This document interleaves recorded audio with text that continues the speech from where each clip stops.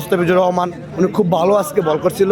প্রথম খেলা দেখে মনে হয়েছে ভাই মাঠে আমি নেমে যাই, আমি ছিল তো অনেক রান করতে পারতাম। কেউই ভালো করতে পারছে না, সেই জায়গায় মাহমুদুল্লাহ রিয়াদ বুড়ো বয়সে যে পারফরমেন্সটা করতেছে সেটা অনেক বেটার। মাহমুদুল্লাহ থেকে মায়ার্সটা ভালো লাগছিল প্রথম দিকে, কিন্তু নোয়াখালীর জন্য বেশি মায়া লাগতেছে আর কি, নিজের যে এলাকা হিসাবে। মায়ার্সের খেলাটা আমার সবচেয়ে বেশি ভালো লাগছে, ওর যে শটগুলা পুরো মাখন। আজকে রংপুরের খেলা দেখে খুবই ভালো লাগলো।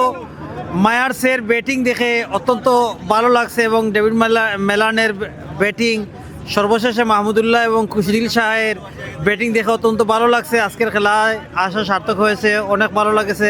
ভাই ফার্স্ট অফ অল রংপুরের মতো ওরা যে একটা টিম গড়াইছে বুঝছেন, ওদের টিম ম্যানেজমেন্ট বা আপনার ওদের উপদেষ্টা যে ও একটা ভালো একটা টিম গঠন করছে, ওকে ধন্যবাদ জানাই। ও বাংলাদেশের বিপিএল এর মধ্যে সবচেয়ে একটা ভালো একটা টিম গঠন করছে, ঠিক আছে। ওর মধ্যে আপনার আমাদের বিপিএল আমাদের যেমন বলার আপনার মুস্তাফিজুর রহমান উনি খুব ভালো আজকে বল করছিল।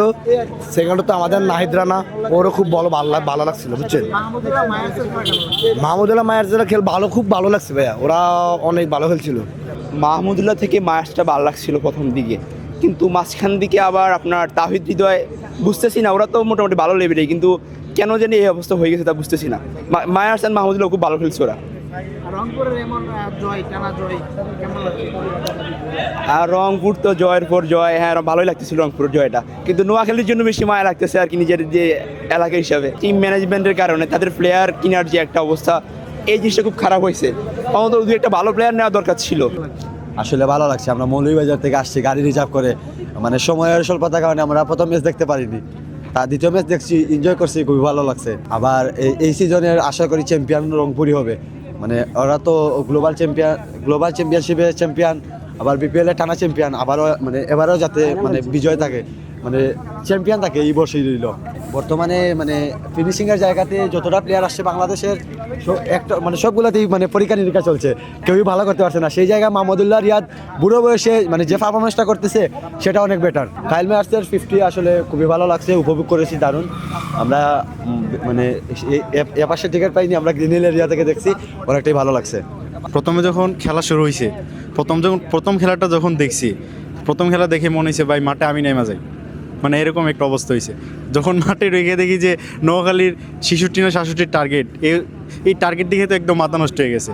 মনে হইতেছে মাঠে আমি কেন ছিলাম না, আমি ছিল তো অনেক রান করতে পারতাম, এরকম একটা মনে হয়েছে। তারপরে মাঝখানে অনেক বড় একটা গ্যাপ গেছে, এই গ্যাপটা সময়টা কাটানো যাইছে না। তারপরে যখন চিটাগাং আর রংপুরের খেলাটা শুরু হয়েছে, তো চিটাগাং মোটামুটি ভালোই খেলছে, আপনার রসিংটন অনেক ভালো খেলছে।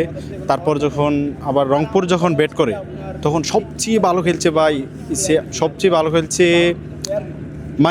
মায়ার্সের খেলাটা আমার সবচেয়ে বেশি ভালো লাগছে। ওর যে শটগুলা পুরো মাখন বলেছিল সবাই। মাহমুদুল্লাহ রিয়াদ ভাইয়ের কথা বলতেছে, মাহমুদুল্লাহ রিয়াদ ভাই ম্যাচটা উইন করছে, তারপরে অনেক ভালো খেলছে, কিন্তু মাহমুদুল্লাহ রিয়াদ ভাইয়ের থেকে সবচেয়ে ভালো খেলতেছে মায়ার্সের কথা বলতে হবে। মাহমুদুল্লাহ কিন্তু গত 2 ম্যাচের প্লেয়ার অফ দ্য ম্যাচ এবং আজকের ম্যাচে কিন্তু রানে ছিল, তার রানে ফেরা এই বুড়ো বয়স, এই ব্যাপারটা কেমন?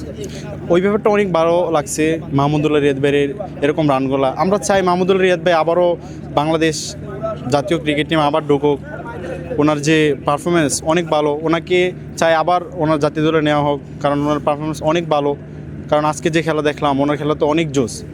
তারপরে মায়ার্সের কথা বলতে হয়, কারণ মায়ার্স অনেক ভালো রান করছে, আর মায়ার্সের যে শটগুলা পুরা মাখন এক কথায় বলতে গেলে। তো রংপুর রাইডার্সের জন্য শুভকামনা রইল, আরও দূরে এগিয়ে যাও।